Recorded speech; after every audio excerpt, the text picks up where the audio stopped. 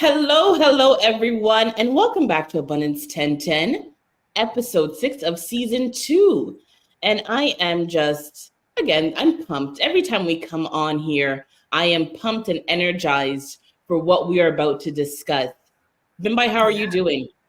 I'm well. Today's been a wonderful full day. It is my son's birthday today. He turned 13, so I have two teenagers in the house. Prayers, people, prayers.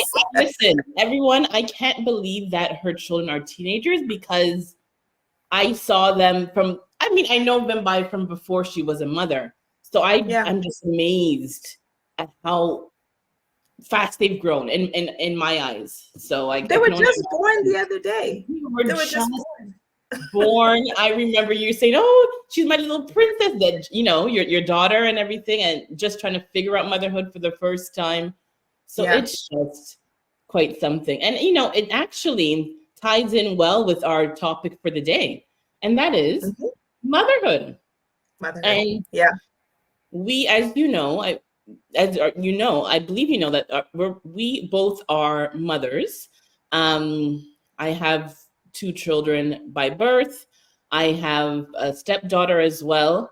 So, and Bimbai has her two children. So we wanted to talk about motherhood because it's such a engrossing, all-encompassing role that I feel there are very few things in your life that will change your life as much as as motherhood does for your life.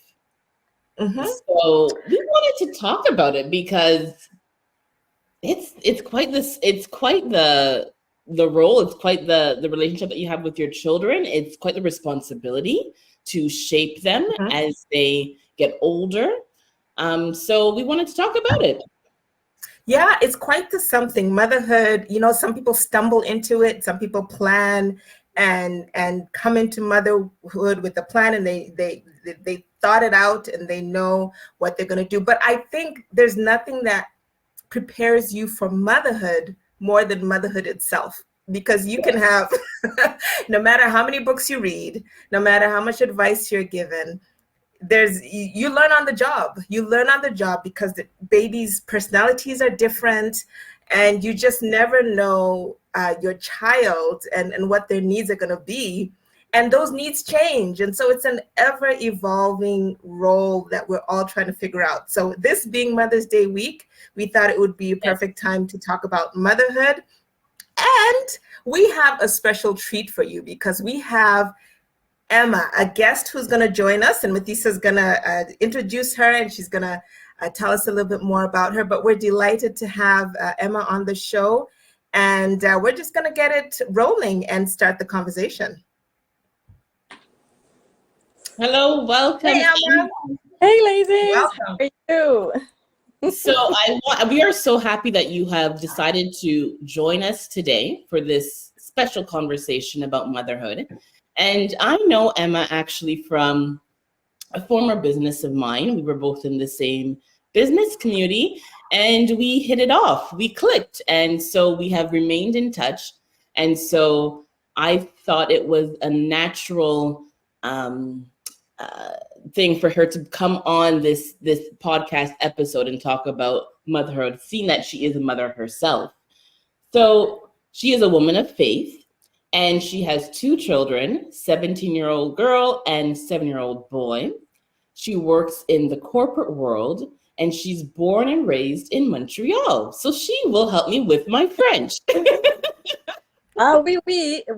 Yeah, oui. So Emma also, God has called her to start her own YouTube channel, and that channel is called Emma Loves to Talk. You see what I mean when I said she was a natural fit? So on this channel, it's her intention to talk about narcissism and to help women be aware of the red flags in an abusive relationship, whether that's dating, married, friendships, and also in the workplace. And she brings biblical scriptures that can bring comfort and understanding of their identity as daughters of God, and to know that abuse is not godly and is not acceptable. So, wow, That sounds amazing. So we are so happy to welcome Emma. Thank you, ladies. Thank you for inviting me to your podcast. It's totally a surprise, but for thinking about me. So I hope this conversation is going to be very fruitful, and that a lot of women of faith are going, or a lot of women around the world are going to resonate with the topic that we're talking this morning or today. Yes. Yes, Amen. Amen. Amen. All right. Thank you so much, Emma, for joining us. Now, as you mentioned, you have a 17-year-old and a 7-year-old, as Mathisa said. So can you tell us about your journey to motherhood? My journey to motherhood started when I was 30 years old, obviously. So now you guys know my age. We're doing the math right now. I'll be honest with you. I did the quick math in my head. No, let me tell you, Emma, Mathisa is an age person. Like she needs to know people's ages. I do. It's for my reference point. It's not because it's just for my own reference. I need to know people's age. So you told me, okay. Thing is, I always joke. Okay, I always joke to everyone. Okay, well, you know what? I'm 29. I'm 29. But now people are like, we see your daughter, and I'm proud to say that my daughter is 17. And then they're like, but you say that you're 29. Emma, this doesn't add up. Not adding up. Like, wait a minute. You know what, ladies? So 17 years ago, I don't know. I was 30, and honestly, I felt like I was not ready for motherhood. It's really weird. I guess I like to, my freedom to go out, going to work, then going to, meeting friends after work, and then, but the minute that I actually got pregnant, I was like, oh my gosh, like I was like, okay, I'm having a baby. I'm like, okay, what is this? And but I fell in love, like as soon as I found out that I was pregnant, I fell in love. It's really weird. But as soon as I got pregnant, I also prayed over the baby. I was like, you know what, Lord, you allowed us to, to get pregnant, to have a baby, and this new life, it's yours. It's your daughter. It's your son, whatever the gender is going to be. It's yours. So when my daughter was born, like you said at the introduction, motherhood doesn't come with a book. It doesn't come with a manual. So even though you know other people that have babies, when you're talking about your own baby, you need to understand the different cries. Something that they don't teach you, even if you go to the prenatal classes, there are things, that you've got to experience live, So when she was crying, I was like, what are you telling me? What do you want? Like, I can't understand you. You're just crying. And then I remember there was a time that I tried to breastfeed, okay, my daughter, and it didn't work out. So from the prenatal classes, this is something that I really, really wanted to do, to breastfeed my daughter. And a couple of days after her birth, she didn't want to do anything with breastfeeding. So the nurses, at the hospital introduced her with the formula. And then when we got home, this is what we actually fed her. And I tried my best to breastfeed. Breastfeed didn't work out. She didn't want to latch on.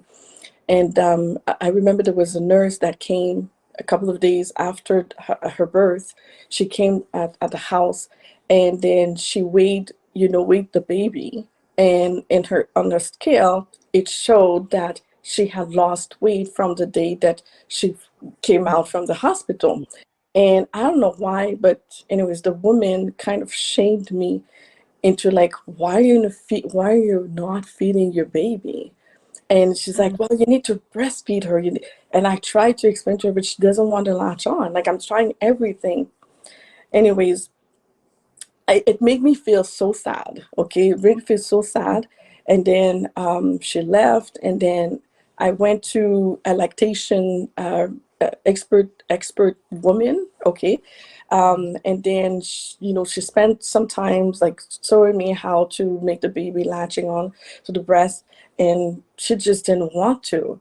And then I remember there was a time that I went back home, and then I cried, and I was like, Lord, I don't understand. It's like I felt like I'm failing motherhood. I'm like, this is like so sad. Like, it's like as if, I felt like I would never develop a bond with my daughter. And I felt like a failure as a mom. And she was not even 1 month. And then I remember I accepted to give her formula because she needed to eat, something, drink something. And then I talked to a pharmacist. I went to a supermarket, and there's a pharmacy kind of place in the supermarket. And I talked to the pharmacist that was there, and I said, you know what, I don't want to give her formula, but it comes to a point that I have no choice because she doesn't want to latch on. And then I kind of felt judged, like I kind of judged myself. And then he said, the one thing that he said that was very freeing. He's like, you know what, your daughter the most. Everybody around you is going to give you their own opinion, okay, their own solutions. You will hear, okay, if I were you, I would do this way, I would do this that way. But at the end of the day, you're her mom, and you know what's best for her. So you go ahead and you do what is good for the baby and for yourself. Ladies, that just, freed you, huh? it free. And then I was like, you know what? Okay, I'll give her formula. But I did my best to breastfeed her. It didn't work out, and that's okay. And you know what? The rest is history. The bond now, 17 years later, is really strong. We have our moments, okay? And then, so that was my experience with my eldest. Yes. It's interesting. They say a fed baby is best. So no shame in a woman who is not able to breastfeed her child for whatever reason, because not everyone is able to. Like you said, your daughter wasn't latching on. No. So yeah. You want to say something? Just quickly, my son is the opposite. Okay, my son, I breastfed him for like more than 3 years. You're making up for the first one, right?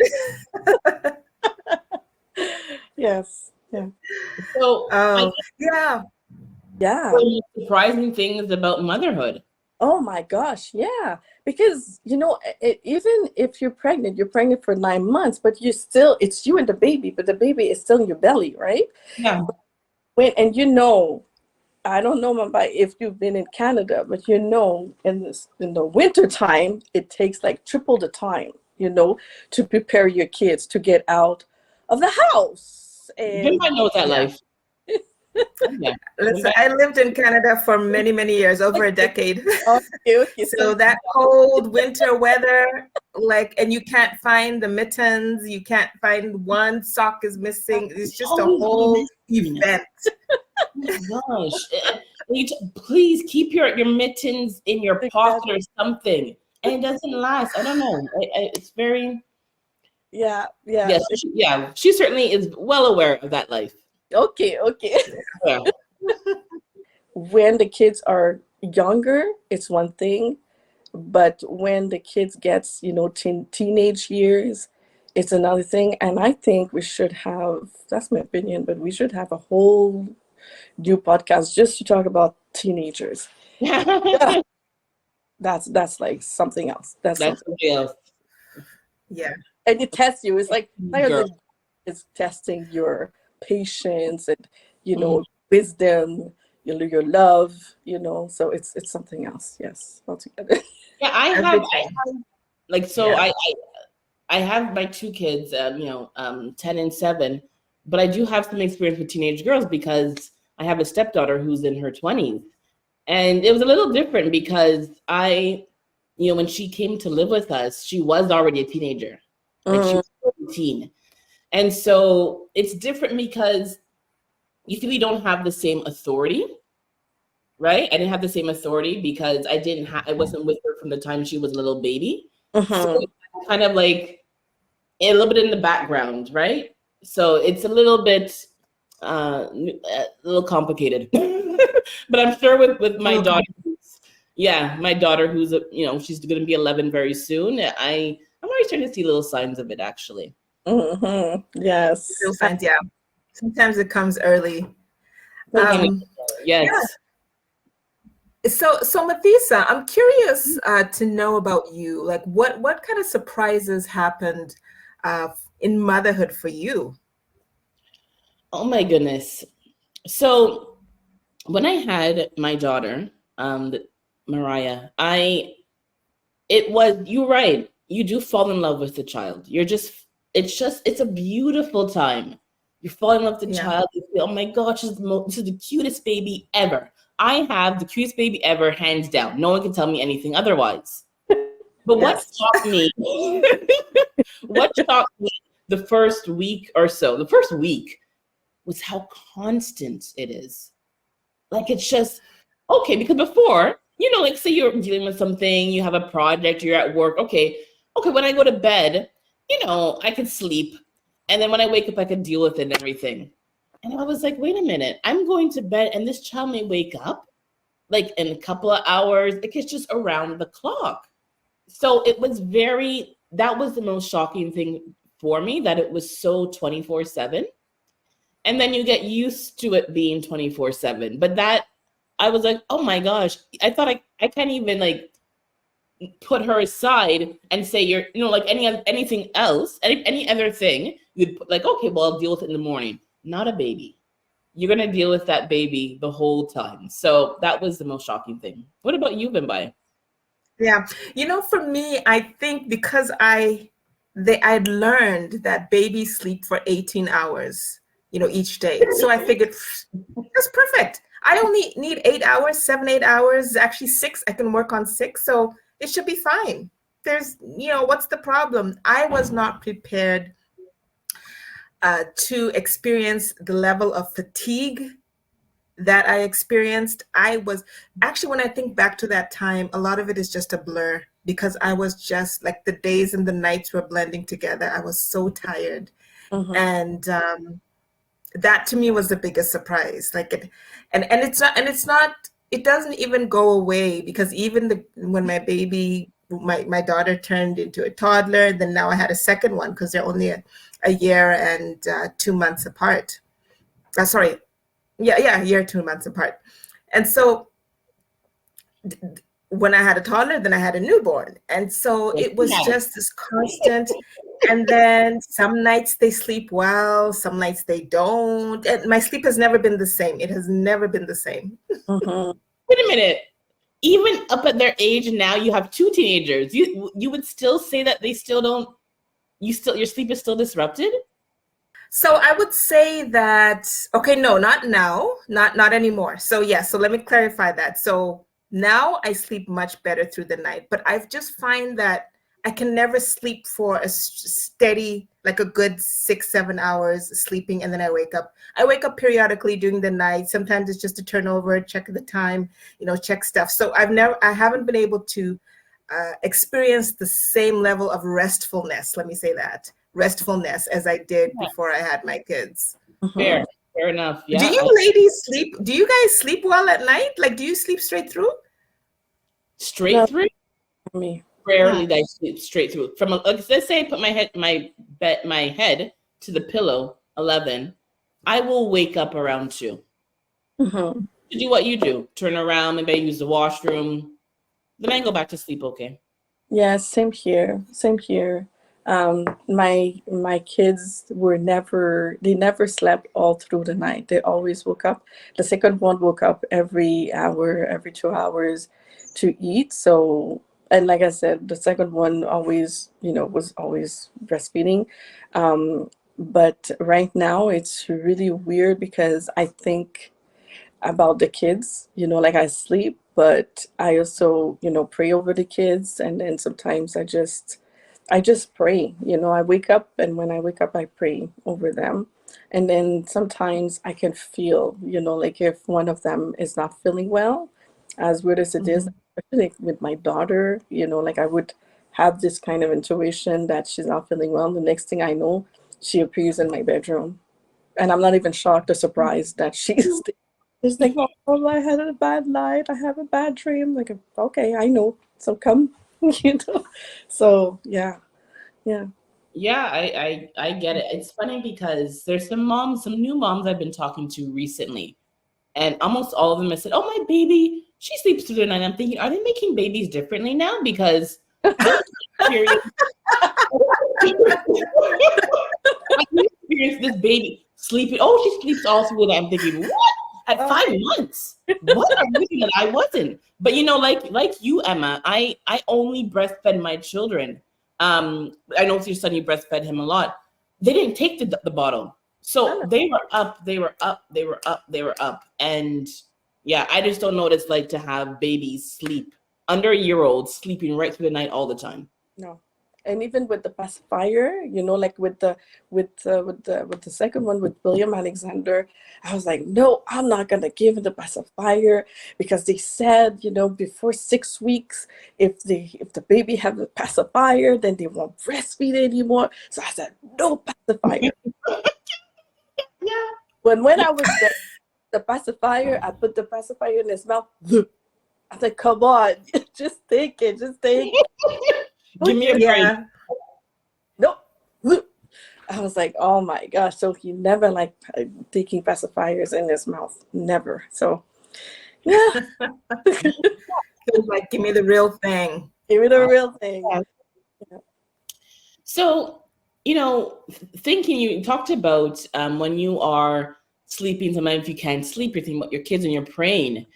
How has motherhood impacted your relationship with others, like with God, with yourself, with friends, family? How has that impacted motherhood? It has impacted those relationships. That's a question.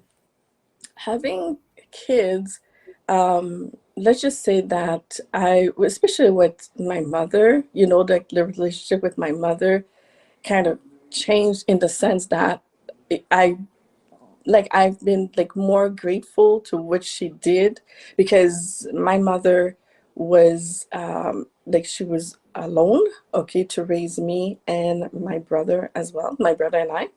So so she, when you're kids, you don't know much, you just take everything for granted. And then when I started being a mom, then I used to go to my mother to ask questions, and advices. So which helped me. Like she answered questions, she showed me how to do things. My mother is Haitian, so there's stuff that there's cultural things that she used to do with my brother and with myself when we were babies, and she, it's like, for example, like if the baby is too much like sitting down, but is always like this. She said you need to put like a kind of a fabric around the waist, of the baby so that the baby can actually, sit up properly. Good posture. Oh, I never heard that one. Oh yeah, they all have things, that they do. So it put me like closer, like to my mother. And then if we're talking about God, then for sure with God, it's a miracle. It's a blessing. And then you understand through the scriptures that God is a God of generations. He's a God that really blesses, his seeds. Hmm. And then I can see, like, and then not only that, is that I often go to God to pray. especially to help me go through a certain situation, like, and to do things in a godly way, to yeah, like to respond, to my kids in a godly way, to be a godly mom, to be a godly spouse, godly wife. So, and to introduce godly instructions and values, and the more that the kids are growing up, and the more I have realized, that these kids are really like chosen, by God, and that they are surrounded by other kids that don't know God, you know, and this is something that it is like difficult, like to bring motherhood, to bring godly values in a world that rejects, godly values. It's hard. Mm, It's it very is. Yep. hard going against the current, but Yeah. like I keep on keeping on. I keep on keeping on and continue to, to pray with them. They know about God. They know God. They've seen God. They've seen God's hands, like moving mountains for us. So they know, especially like the little one understands, I pray more with the little one. I used to pray more with my eldest one, Kayla, but obviously like with teenage years, like they're looking for their identity and blah blah blah. So she's a bit, she's taking a kind of a different kind of path, related to God and Christianity and her beliefs in God. But at the same time, I'm not worried, because the seeds that I've actually planted in her heart, in her, Yes. there at one point it's going to, as they say in the word, like you plant, but God, puts the water. I don't know how to say it in English, but God waters, the good soil, Mhm. for things to flourish. So at one point, I believe that, at one point, whatever seeds that I've planted in her will flourish. So yeah, in today's society, not easy to be a godly mom and giving godly values and share godly. What about you, ladies? How do you do it? How do you deal with that? Well, Go ahead. Go it's tough. I will say it's tough. Yes. Yes. So, for me, motherhood changed. It changed my relationships, very similar to you, Emma, in that I gained a greater appreciation from my mother, and I'm able to view God more in a different perspective, let me say, than I did before I had children. Mm-hmm. Because now I can see when my children way when they are children, when they behave as children are are expected to behave, and I Mm-hmm. see how I have to relate to them as their parent, and then realizing that God is my father, my heavenly father, and how he has to deal with some of my characteristics and traits as well. So I'm able to see and understand a little bit more of the frustrations God feels sometimes when he's dealing with his children and he's dealing with me. So that has changed. And then the other thing for me in terms of motherhood looks a lot different from me now than I had planned for it to look like, because when I started my motherhood journey, I was married, but now I'm divorced, and so that changed um, my whole view on motherhood, and how I relate to my children, and in turn the relationships I have with other people, because anyone who's raising children as a solo parent, that there's a lot more responsibility that falls on you as the active parent in your children's lives. And so it does affect some of my relationships, my friendships. I'm not able to have as much of a social life as I would like because of that. So I have experienced some changes in my social life. I'll say social life. Mm-hmm. Yeah, Matisa, how about you? He keeps me as a friend, though. That's for sure. I sure do. Yeah. I sure do. Yeah. I don't always respond on time. Matisa sometimes has to be like, hey, listen to that message. Don't forget my message. Respond to my message.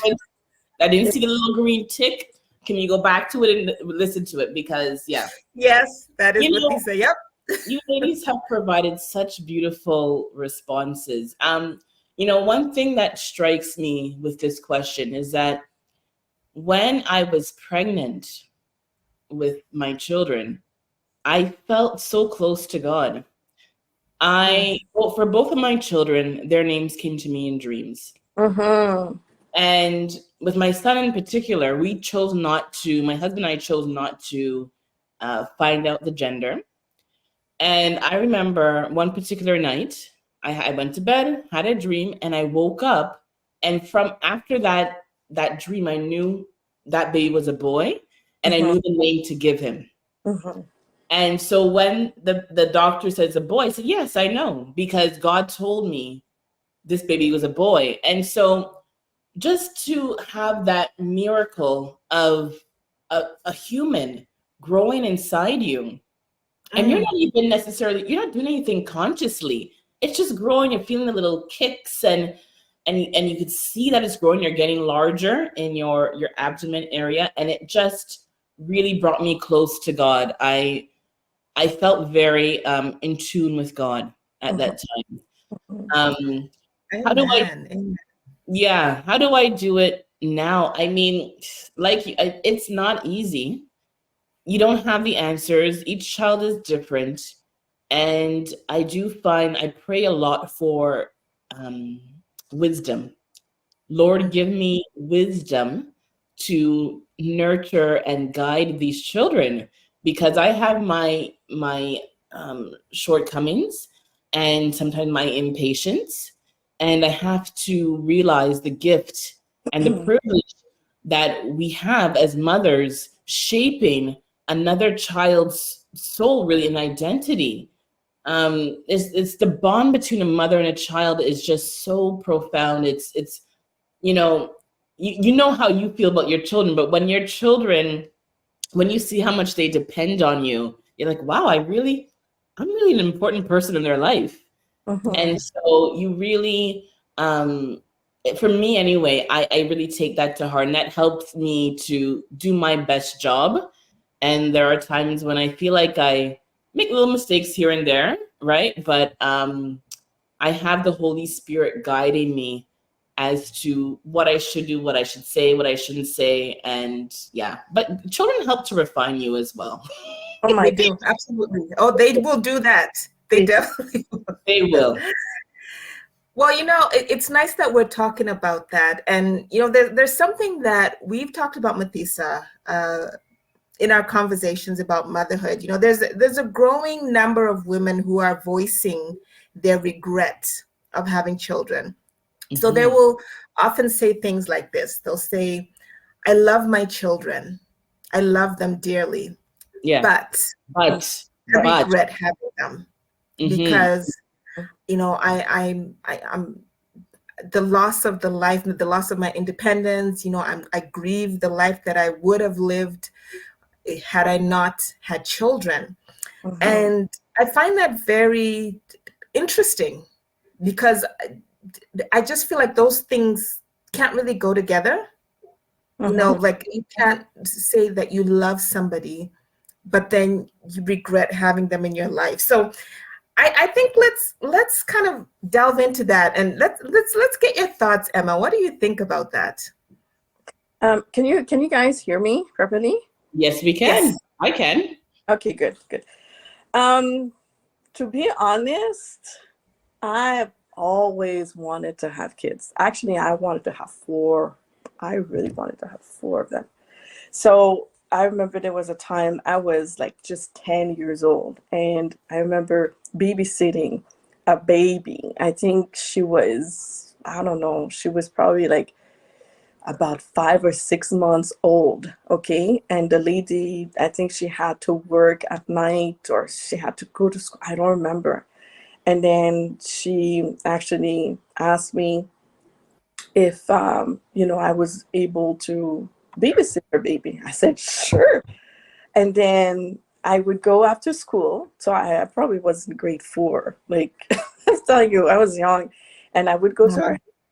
If she would wait for me, and then she would just, she was living in a condominium, and then she would just prepare her formula, and then she would tell me, you know what, she's sleeping right now, and then when she wakes up, just give her the bottle, and then she's gonna be okay. And then I don't remember for how long that I would, babysit her, but probably like an hour or two. The baby was very, very calm. She was very calm, and then she would come back, and then I would leave. She never paid me, but the thing is, the fact that I was able to play with a baby, to take care of a baby. Oh my gosh, I was so happy. I don't have like a younger sister or a younger brother. So, and it's like as if I always wanted to have that. So, but I never did. So I was playing, mommy at 10 years old. So I always knew that one of these days, actually, it's the opposite of what you said, Vimba. It's like if God did not bless me to be a mom, I think I would have just passed, I would just passed my calling of being a mom. It's how much I love being a mom. I love, love, love, love, love, love. Oh, So, and I love my kids, and my kids loves me. And even though, like I said, in the teenage years, Your daughter still loves you. She loves you very much. you know. But the thing is, at the end of the day, I know she loves me. Oh Okay. yeah. Absolutely. Oh yeah. And yeah. after the second one, I was like, you know what? I got the first one at 30, the second one 39. I said, you know what? I think that's it. I actually, if my husband at the time, like wanted to have a third one, probably I would have had a third one. But you know, might I am too separated. I separated last year after 13 years of marriage, 18 years of relationship. So yeah, so it was hard. Like I'm just saying, like just a little side part, it was hard for me to separate and to leave. I just wanted to add that as long as I loved my kids and I stayed in this relationship, this marriage, which was toxic, which was abusive, I wanted to stay because of the kids, which is number one, not a good reason at all. But because I really loved my kids, I didn't want to break the family, and because I didn't want to break the family, so I stayed.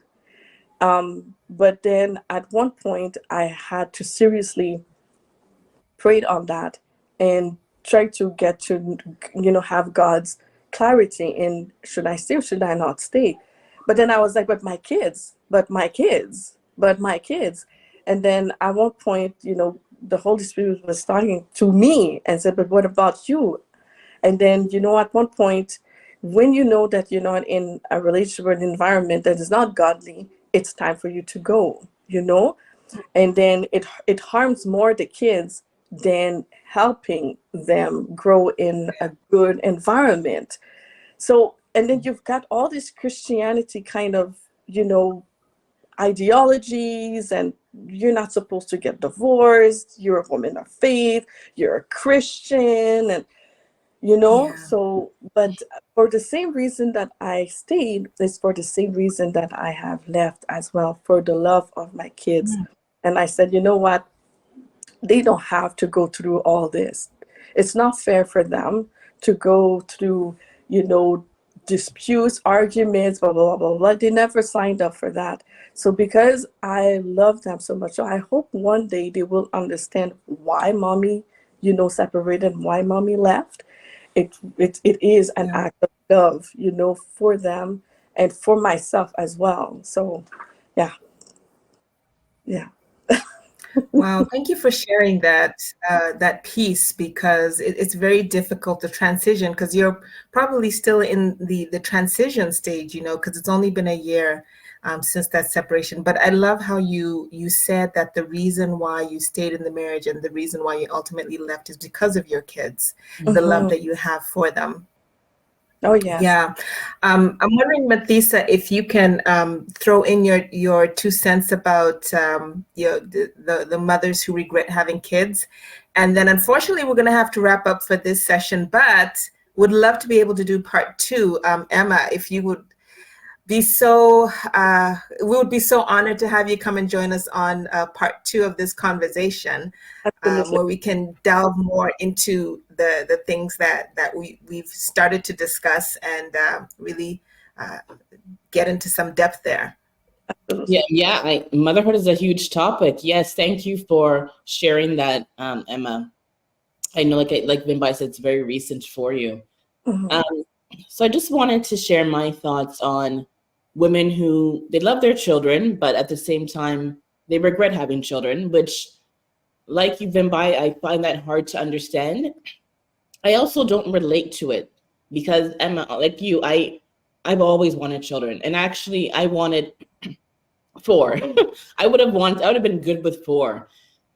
There was a time last year where I actually wanted another baby. I'm 39. I'll be turning 40 in a couple of months. Okay. So I was like, oh, maybe this is my last opportunity to have a child, to have a kid. But my husband wasn't so keen on having another one. So I kind of squashed the desire a little bit. But I've always wanted children. From the time I was a kid and a teenager, I've always gotten along with them. I did a lot of babysitting in my younger days, and it was a natural transition to become a mother. So when I turned 28 years old, I literally told my husband, okay, time to have kids. Like I feel I need to have a child now. And so for our journey, it didn't take long. And I just couldn't imagine not having children. I think I would have felt very empty, like feel like something is missing, because motherhood has provided me so much purpose and meaning. And I was telling Vimbai the other day, it's so fulfilling to watch them grow up. Yes. It's so fulfilling. And when you read the Bible and you read about different like families and things like that, it's like God's purpose. Like we're supposed to have, let me not go there. That's a whole other conversation. But it's a very natural thing to want to see your children grow up, have children, and just see them grow up, and you have that that family. So I just don't relate to women who regret having children. It's brought me a lot of joy. I want to say that I respect women that actually decide not to have kids, because I have to say, not everybody that are called to be moms. True.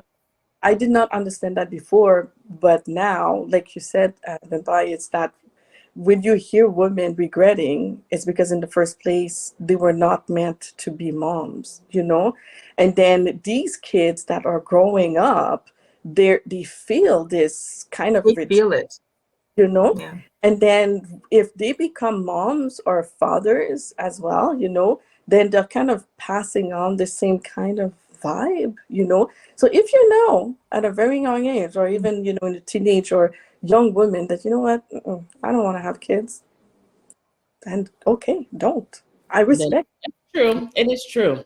Yep.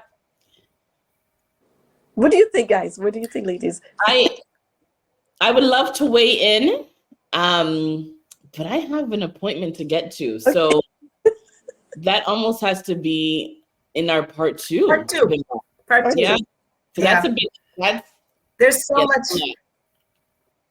There's so much to say about this. I'm bursting at the seams. I have a lot to add to that, but I think we'll put a pin in it for now, because we do have some time constraints.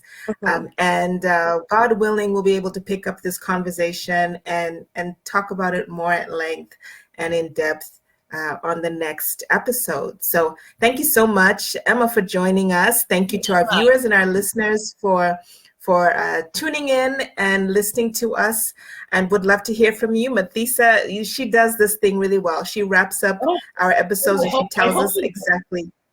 I hope I do it well today. But you know what? If you have been blessed by this episode, and you know a woman who said, "Oh my gosh, she just needs to hear this," share this episode. Share our podcast. It really does help us.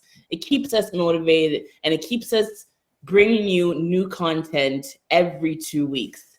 So we ask that you were on YouTube, you're watching us on YouTube, like and subscribe. You could check us out on some of the major podcast platforms like Apple Podcasts, Spotify, Audible. Take a listen and really send us a note if you feel you want to weigh in on something that we have said. We're on Instagram as well, Abundance 1010 Podcast. We will be sure to respond to you. So thank you so much for choosing to hang out with us, Emma, and our audience. Thank you. And we will be back with more discussion on motherhood in part 2 next time.